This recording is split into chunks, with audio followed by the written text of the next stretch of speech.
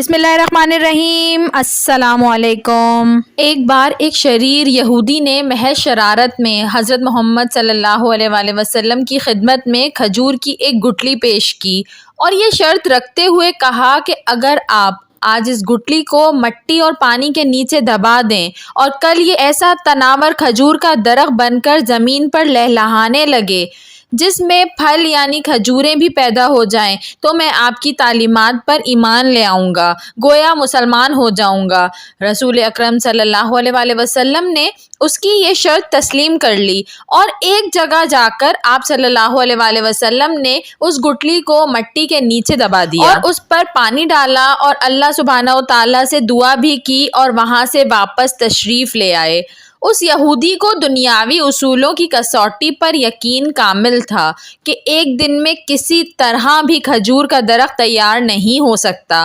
لیکن رسول اکرم صلی اللہ علیہ وآلہ وسلم کی ذات اقدس کی روحانیت اور آپ کا اعتماد اس کے دل میں کھٹک اور خدشہ ضرور پیدا کر رہا تھا کہ کہیں کل ایسا ہو ہی نہ جائے کہ کھجور کا درخت اگ جائے اور اسے ایمان لانا پڑ جائے۔ اس نے اپنے اس وسوسے کو دور کرنے کے لیے پھر دنیاوی اصولوں کی مدد لی اور شام کو اس مقام پر جا کر جہاں کھجور کی گٹھلی آقا دو جہاں صلی اللہ علیہ وآلہ وسلم نے بوئی تھی اس کو وہاں سے نکال لیا اور خوش واپس آ گیا کہ اب کھجور کا نکلنا تو درکنار، کھجور کے درخت کا نکلنا ہی محال ہے، لیکن وہ نہیں جانتا تھا کہ جب معاملہ اللہ سبحانہ و تعالیٰ اور اس کے رسول صلی اللہ علیہ وآلہ وسلم کے درمیان ہو تو دنیاوی اسباب بے معنی ہو جاتے ہیں۔ اگلے دن آقا دو جہاں صلی اللہ علیہ وآلہ وسلم اور وہ یہودی مقام مقررہ پر پہنچے تو وہ یہودی یہ دیکھ کر حیران رہ گیا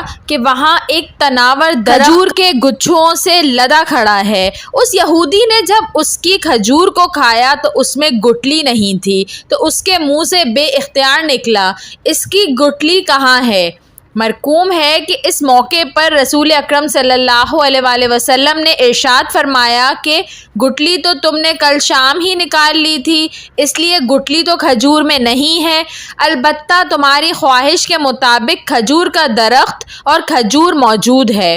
کہا جاتا ہے کہ وہ یہودی اللہ سبحانہ و تعالیٰ کے اذن سے رسول اکرم صلی اللہ علیہ وآلہ وسلم کے اس معجزے کو دیکھ کر مسلمان ہو گیا۔ اس واقعے کے بعد سے آج تک بغیر گٹھلی والی معجزاتی کھجور مدینہ منورہ میں خوب اگتی ہے،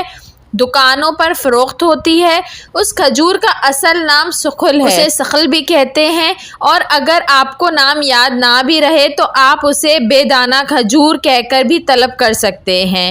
اب بہت زیادہ علم رکھنے والے بالخصوص نباتیات کے ماہرین یہ بھی پوچھیں گے کہ جب سخل کھجور میں گٹھلی نہیں تو اس کی مزید کاشت 1400 سالوں سے کیسے ہو رہی ہے؟ تو بتانے والوں نے یہ بتایا ہے کہ اس کے سوکھے پتے کھجور کے باغوں میں مٹی مدغم ہو کر نئے پودوں کی بنیاد بن جاتے ہیں۔